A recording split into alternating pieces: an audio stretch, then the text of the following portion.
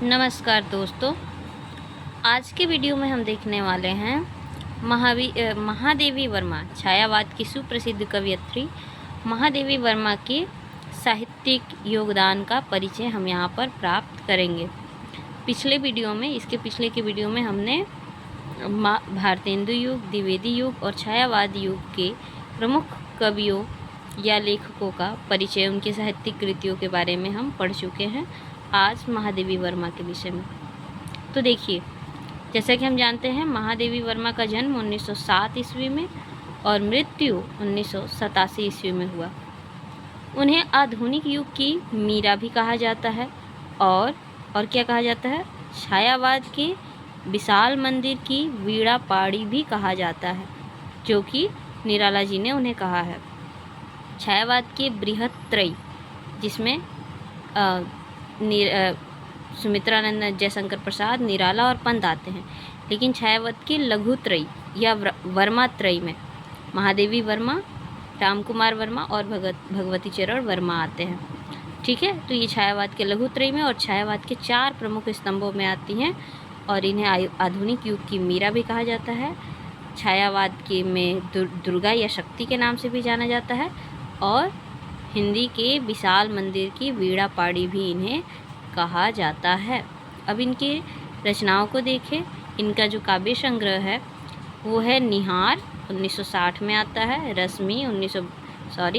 निहार 1930, रश्मि 1932, नीरजा 1934, सांध्य गीत 1936, दीपशिखा 1942। और इनकी प्रारंभिक कविताएं जो उन्होंने ब्रज भाषा तथा खड़ी बोली में, जो उन्होंने अपने जीवन के प्रारंभिक समय में जो उन्होंने रचनाएं लिखी, उसका एक संग्रह तैयार हुआ, प्रथम आयाम, जिसको बहुत बाद में 1984 में जो है इसको प्रकाशित कराया गया। इनके रेखाचित्र और संस्मरण अगर हम देखें तो इनके बहुचर्चित रेखाचित्र और संस्मरण है। अतीत के चलचित्र 1941 में, स्मृति की रेखाएं 1943 में, पथ के साथी 1946 में। और इनका एक निबंध संग्रह है, श्रृंखला की कड़ियाँ, 1942 में आता है और छड़दा 1946 में। श्रृंखला की कड़ियाँ बेहद महत्वपूर्ण निबंध है। ये स्त्री जीवन से संबंधित, आप कह सकते हैं स्त्री आलोचना या स्त्री विमर्श का आपको इसमें रूप देखने को मिलेगा।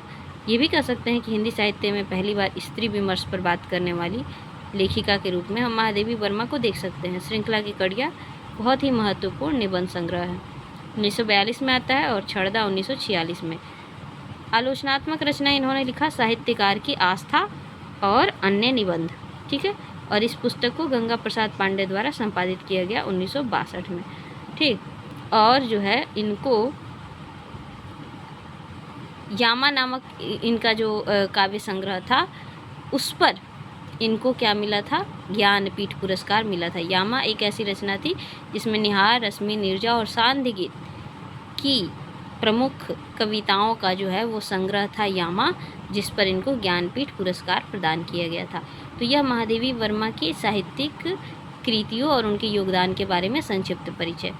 आगे की रचनाओं में हम आगे प्रगतिवाद युग के कवियों का परिचय लेंगे। तब तक के लिए धन्यवाद। चैनल को लाइक और सब्सक्राइब करें।